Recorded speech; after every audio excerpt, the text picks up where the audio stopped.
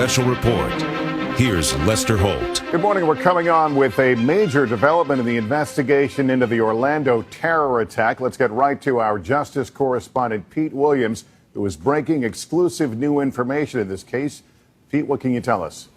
Lester, NBC News has learned that Omar Mateen's current wife, Noor, has told the FBI that she drove Mateen to the Pulse nightclub in Orlando on a prior occasion, and that she tried to talk him out of conducting any kind of attack. Several officials familiar with what she has told the FBI say that she was with him when he bought ammunition and a holster.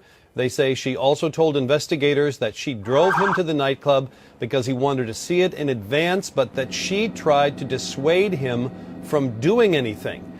Law enforcement officials tell us that authorities are considering filing criminal charges against her for failing to tell them what she knew before the attack, but they emphasize that no decision has been made about that. It's possible she won't be charged, but that possibility is under consideration.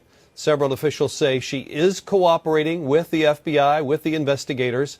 Since the shooting attack, she's been staying at the home of Mateen's father, who lives in Port St. Lucie, Florida, Lester. We know that she is his second wife. What else do we know about her personally? Not a lot. We know that she's from California. She's 30 years old. She is the mother of their young son. You don't see his face here. We've blurred it out because of his age. But we don't find a record for them in Florida for getting married. It's possible they were married in another state. It's also possible, some have said, that they were married in an Islamic ceremony, not a civil one, so there's no record of it. Is it clear whether these sources believe that she had specific intent, knowledge of his intent to attack that club, or just a general awareness that he was going to try and attack somewhere? Not entirely clear about whether she had a good idea that he was going to attack the club or some other place. She has told him she also drove him to some other locations, but they're not at all clear that in those trips, in fact, were sort of casing trips. But it does seem pretty clear that she believed that the trip to the Pulse nightclub was such a visit.